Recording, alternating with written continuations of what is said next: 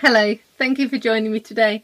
I'm Amanda Fowler of Inspiring Inkin, and today I'm going to show you how to make this lovely Merry Christmas banner. I'm afraid it's a bit scrumpled up so I could get it into shot, but if you go to my website www.inspiringinkin.com, you'll actually see it displayed properly, so you can actually sort of see the length of the banner. Now this banner is made really quickly and easily, and it uses this kit. It's a tag kit that you'll find in the autumn winter catalogue.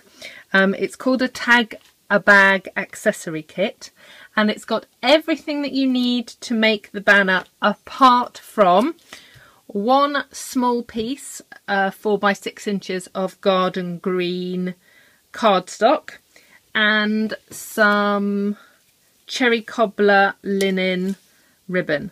Now if you haven't got this cherry cobbler sheer linen ribbon, you need it. It's beautiful and it ties the most gorgeous bows.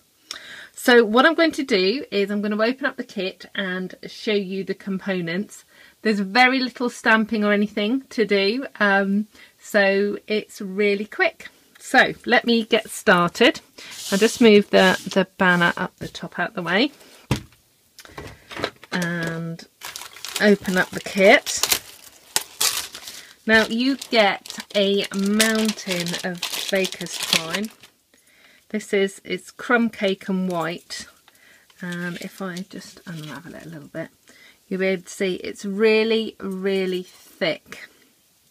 Now to make the main part of the banner, so the bit that the Christmas is hanging on, you can see there's actually 4 strands. I'm hoping you can see that. There's 4 strands. Now all I did was I opened my arms wide and did 4 layers of the thread. So pretty much like all I did was that. So I got 4 layers. I got it as long as I wanted to, which is my arm span, which I guess must be about 4 or 5 foot, I guess. And I just knotted it at the 2 ends. So that's how I got that section. Then to make each individual tag, all of the work is done for you. So these 10 tags, I stamped on 9 of them the word Christmas. I used this stamp set. This is called the Larger Than Life alphabet set. Now it's a photopolymer set, and the picture on the front is actually at 50%. So if I just open it out, so there you go, look, there's the F, and this is the F in real life. So they are quite huge. It's easier to stamp all of the letters whilst they're all contained in the sheet. So do stamp them first. The colours that go with the kit, the inks that I used, were cherry cobbler, garden green, crumb cake and early espresso. So that's your Christmas. You've then got the tags, and again all of the tags are die cut for you, and you just pop out the hole if you want to thread them, but I've actually used the pegs. So you will adhere that to that, and then you will use a peg to clip it on. Now just so you know, there are some dimensionals in there as well, and then you're just going to peg them on. So if I just unpeg that one, there you go. So can you see? Yeah, look there. So there are the dimensionals. I've put them all on at a jaunty angle. That way it doesn't sort of matter really when they're hanging, whether it's straight or not. In my world, straight is overrated, so jaunty angle is the best way. So that is all of your Christmas letters. So that's how quick and easy that is. The Merry, this one here, I have used this stamp set, which is called Seasonally Scattered. It's absolutely beautiful.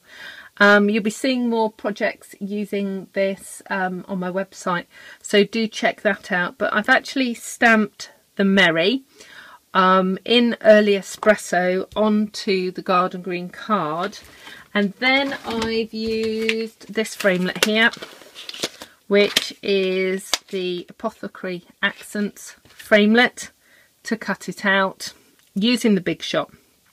Now, one tip: in order to allow this to hang, you need to punch holes in this top scallop here. When I first made this, I put the holes here because that made sense to me, because it was in the middle. And all that happened was my Merry just did this and it was just flat, you couldn't see it. So make sure that you punch your holes here. I used the Stampin' Up handheld punch, which is now buried on my desk. Yeah, there we go. This is a new punch in the catalogue. There are two. One is a 1/16 inch and this one is the 1/8. But it's a good size for making the holes. So to string the Merry, obviously punch your holes at the top. Okay, so you've got your 2 layers of baker's twine, and this section is about 20 inches, I would say, and I've doubled it. Now the only tricky part of this whole make is this bit. So what I've done is I've decided where I wanted the Merry to hang, and then I've knotted it onto the 4 strands of the banner section, and I've tied a knot and then trimmed off the edges, and then I've just tied on a bow. And I'm saying this is tricky. If bow tying is tricky for you, do check out my videos on bow tying. But what I've done, actually, if I just get some of this ribbon, I can show you. So what I didn't want to see was this knot. So all I've done is I've tied a knot of ribbon over the top of the knot, just to make sure it's covered over tightly. And then I've tied a bunny ears bow. I've done 2 loops, if you can see there. Oh, 2 loops. I've crossed them over and tied it. And then all I've done is moved the tails around so that it will lie flat. So you're going to have to sort of fiddle with it. Let me just move this one off the thread and I'll show you how the final one goes on.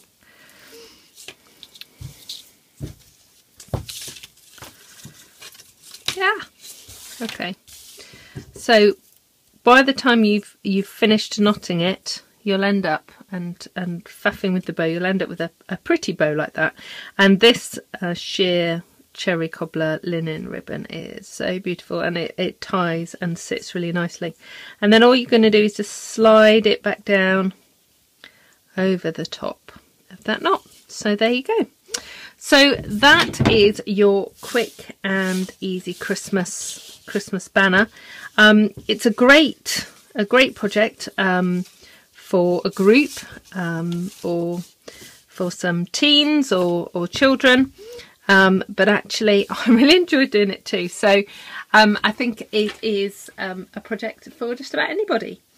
So if you would like to purchase any of the products that you've seen today, pop over to my website, www.inspiringinkin.com, and click on the Shop with Amanda button, and you'll find all of the products and lots more on my online shop.